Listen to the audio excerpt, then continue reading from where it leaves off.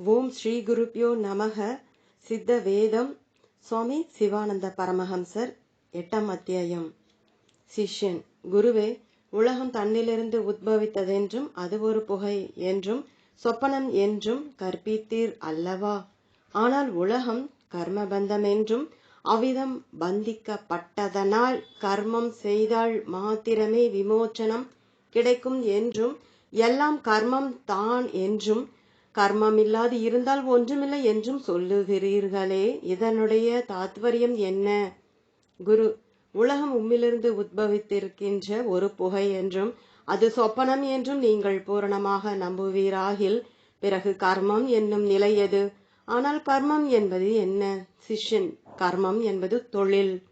குரு: ஒரு காலம் கர்மத்துக்கு தொழில் என்று சொல்ல முடியாது. ஏனென்றால் நமக்கு 3 அவஸ்தைகள் இல்லாமல் யாதொன்றும் உண்டாகுவதற்கு இடமில்லை.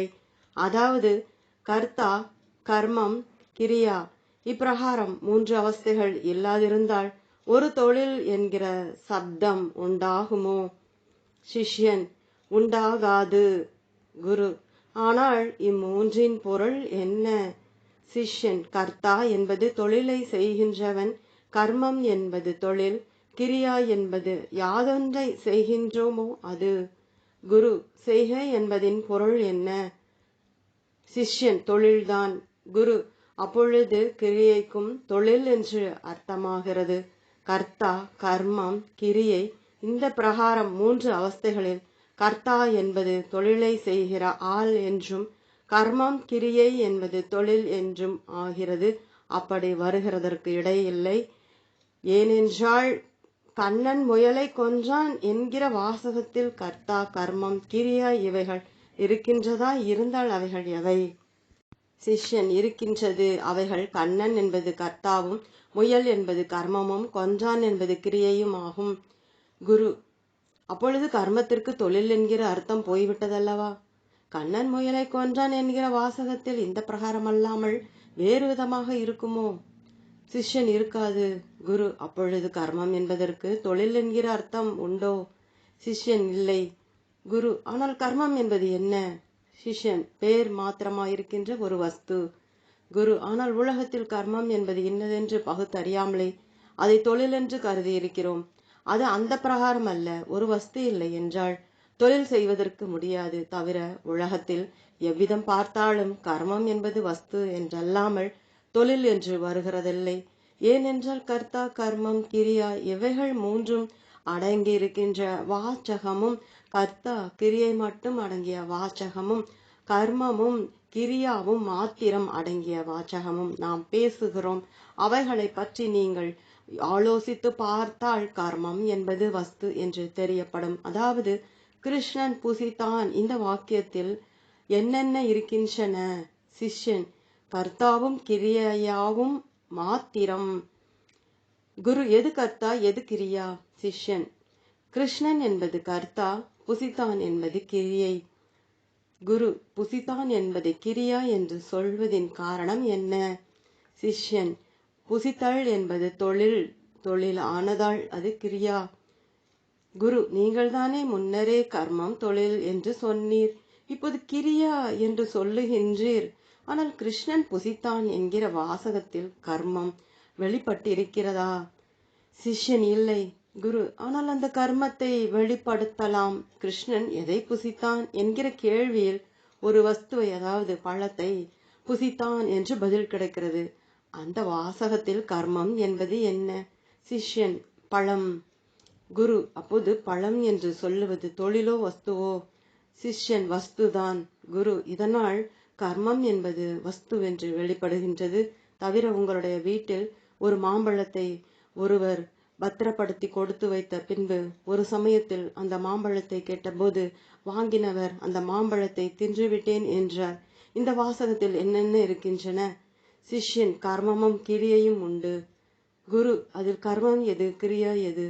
சிஷ்யன்: மாம்பழம் என்பது கர்மமும், தின்றேன் என்பது கிரியையும் ஆம். குரு: இந்த வாசகத்திலும் கர்மம் வஸ்துவென்று வெளிப்படுகிறது. அதனால் எந்த பிரகாரம் உலகத்தில் நடக்கின்ற அவஸ்தைகளை பார்த்தாலும் கர்மம் என்பதற்கு வஸ்து என்றல்லாது தொழில் என்கிற அர்த்தம் இல்லவே இல்லை. இதனாலேதான் கர்மம் இல்லையானால் ஒன்றுமில்லை என்றும் எல்லாம் கர்மமாகும் என்றும் சொல்லப்படுவது, அந்த கர்மம் வஸ்துவென்றும் வெளிப்பட்டது. அப்போது வஸ்துவில்லையானால் ஒன்றும் இல்லை என்றும் எல்லாம் வஸ்துவென்றும் ஏற்படுகிறது.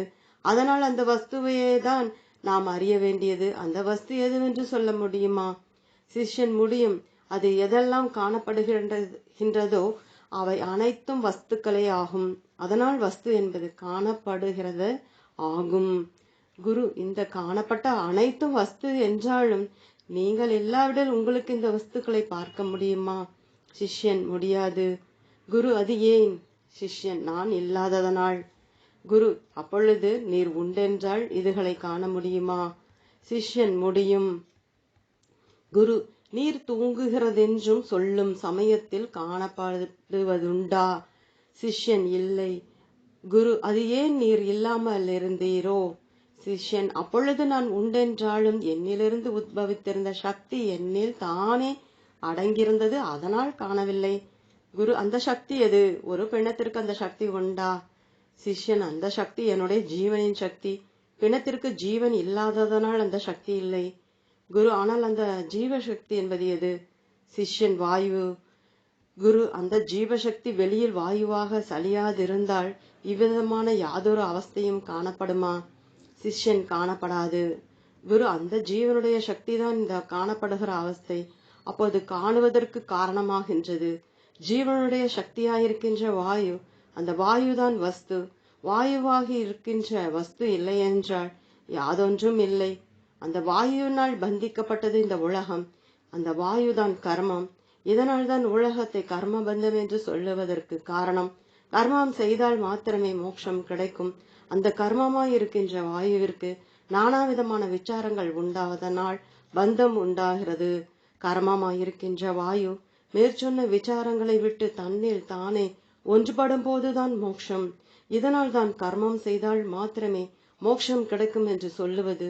ஆனால் உலகம் கர்மமாயிருக்கின்ற வாயுவினால் எந்தவிதம் பந்திக்கப்பட்டிருக்கின்றது என்பதை சொல்லுகிறேன். அதாவது 8 கால் பூச்சி என்று சொல்லப்படுகிற ஜீவி ஒரு வலை கட்டுகின்றது. அந்த வலை அதற்கு இருக்கிறதற்கும் அதனுடைய ஆகாரதைகளை சம்பாதிப்பதற்கும் தான். ஆனால் அந்த வலை கட்டினது எதை கொண்டென்று சொன்னால் நூலை கொண்டென்று நமக்கு தெரிகிறதல்லவா? ஆனால் இந்த நூல் எவ்விடமிருந்து கிடைத்தது? சிஷ்யன், தன்னுடைய உள்ளிலிருந்து. குரு, அது அதனுடைய உள்ளில் இருக்கின்ற ஒரு சக்தி. அந்த சக்தி ஒரு பசையாகும். அந்த சக்தியாய் இருக்கின்ற பசை நூலாகி அந்த நூலினால் முன் சொன்ன வலையாயிருக்கின்ற உலகத்தை சிருஷ்டித்தது.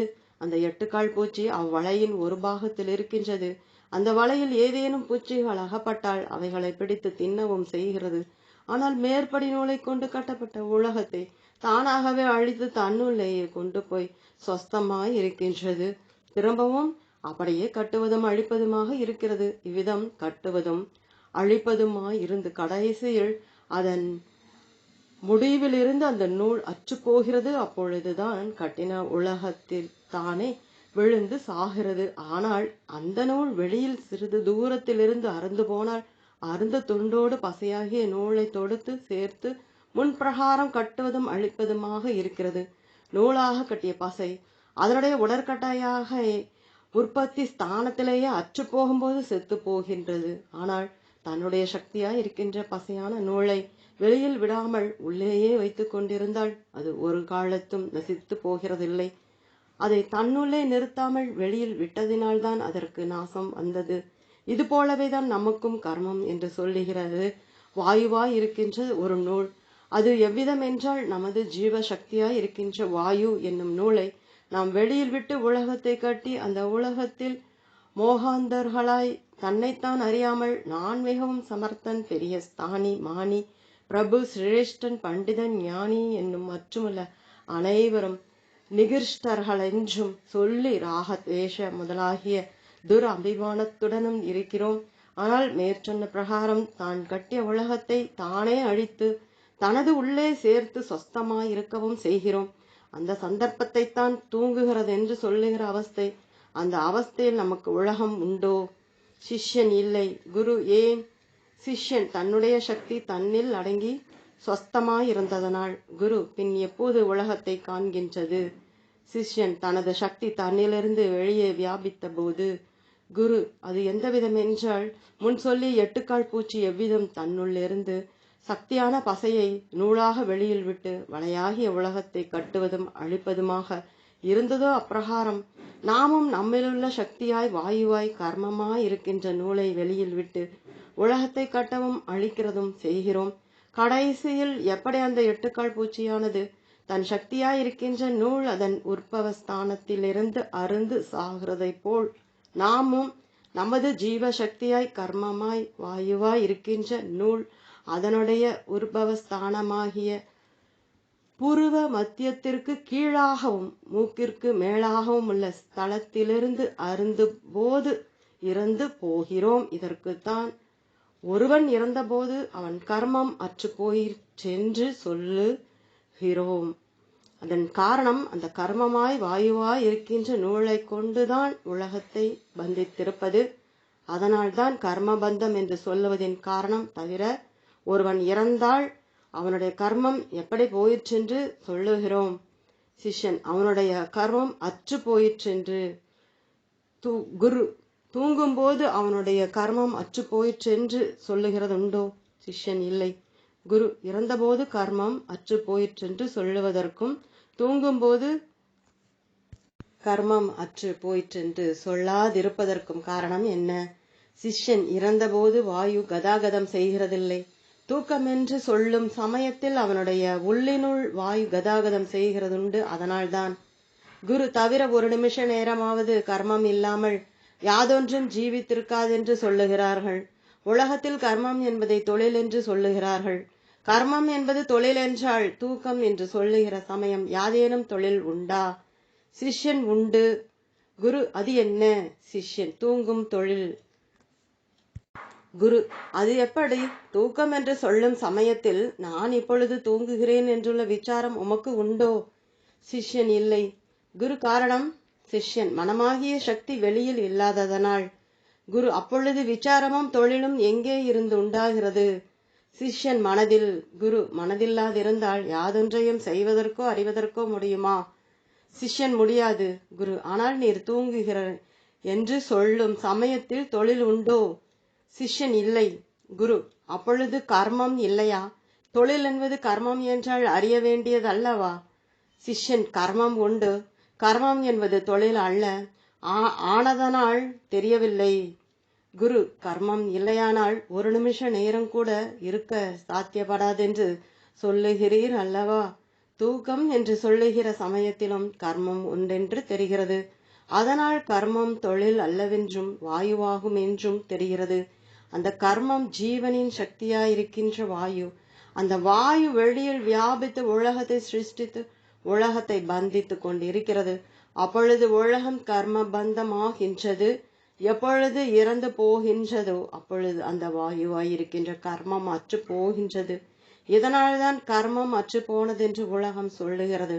அதனால் உலகம் என்கிற விஷயத்தை பந்தித்திருக்கின்ற கர்மமாய் வாயுவாய் இருக்கின்ற சக்தியை அந்த பந்தனத்திலிருந்து வேறுபடுத்தி தனது உள்ளிலே நடத்தி அதனுடைய உத்பவ ஸ்தானமாகிய ஆகாசத்தில் பிரம்மரந்தரம் சேர்த்து ஒன்றுபடுத்துவதற்குத்தான் மோட்சம் என்று சொல்லுகிறது. இதுதான் கர்ம யோகம். கர்மம் என்பது வாயு, யோகம் என்பது சேர்தல். கர்ம யோகம் என்பது வாயு சேர்தல். அதாவது வாயுனுடைய உத்பவஸ்தானமாய் ஆகாசமாயிருக்கின்ற பிரம்மரந்தரத்தில் அது சேர்க்கின்றதுதான். அப்படி செய்யாமல் நானாவிதமாக ஈஸ்வரர் என்று சங்கற்பித்து பூஜிப்பதும் தொழுவதும் மந்திரங்கள் ஜபிப்பதும் தானம் கொடுப்பதும் விரதம் அனுஷ்டிப்பதும் முதலானவைகள் செய்து ஜனங்கள் பட்டினி கடந்து கஷ்டப்பட்டு யாதொரு புத்தியும் விபரமும் இல்லாமல் அதோகதியாகி நசித்து போகிறதல்லாமல் யாதொரு ஞானமும் அடைவதில்லை. ஞானம் உண்டாக வேணுமேயானால் மேல் விவரிக்கப்பட்ட வழியை அனுஷ்டிக்க வேண்டும். அப்பொழுது ஞானம் உண்டாகும். அதுவே கர்மயோகம். 8ஆம் அத்தியாயம் முற்றிற்று. ஓம்.